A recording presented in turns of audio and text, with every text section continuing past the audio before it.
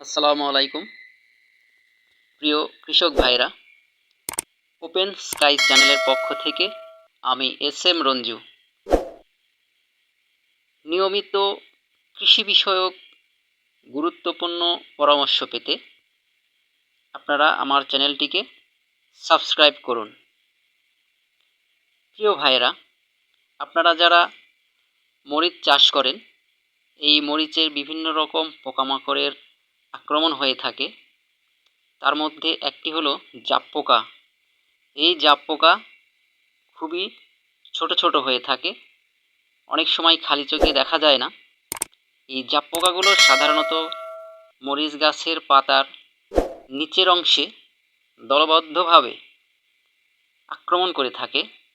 এরা একটি পাতার আকৃতি অনুযায়ী 5-10টি পর্যন্ত এই জাপ পোকা থাকতে পারে এবং অন্যান্য যেসব ফসলের পাতাগুলো অনেক বড়, যেমন ঝিঙে, এইসব ক্ষেত্রে একটি পাতায় শতাধিক জাপ পোকাও থাকতে পারে, কেননা এগুলা দেখতে অনেক ক্ষুদ্র এবং দলবদ্ধভাবে থাকে।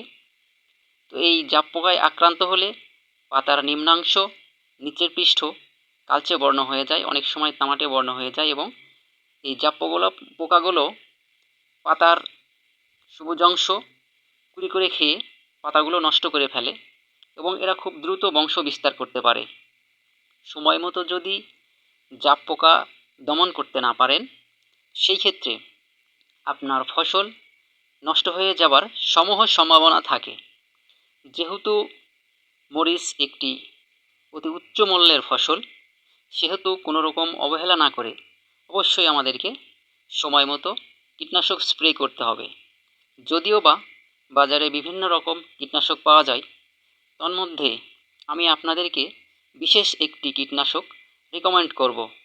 এই ঔষধটি হলো পেগাসাস। পেগাসাস গুণে মানে খুবই ভালো এবং অতুলনীয় একটি কীটনাশক। এই পেগাসাস নিয়মিত স্প্রে করলে আপনার মরিচ গাছে জাপ পোকার আক্রমণ থাকবে না এবং আপনার মরিচ গাছ থাকবে সুস্থ এবং সবল। যখন মরিচ গাছ সুস্থ সবল থাকবে, সেই ক্ষেত্রে আপনার গাছে প্রচুর পরিমাণ মরিচ ধরবে। আর যদি আপনার মরিচ গাছ সুস্থ সবল না থাকে, পাতাগুলো কুঁকড়িয়ে যায়, জাপ পোকার প্রচণ্ড আক্রমণ হয়, সেই ক্ষেত্রে আপনার মরিচ গাছের মরিচগুলো দেখতে আকর্ষণীয় হবে না, বাঁকা এবং অসুন্দর হবে। আপনারা এই জাপ পোকা নিয়ন্ত্রণের জন্য পেগাসাস প্রতি লিটার পানিতে 1 মিলি হারে মিশিয়ে 7 দিন পর পর স্প্রে করবেন। তাহলে আপনাদের মরিচ গাছে আর জাপ পোকার আক্রমণ থাকবে না এবং আপনার মরিচ গাছ হবে সুস্থ সবল এবং ফলনও হবে যথেষ্ট পরিমাণে।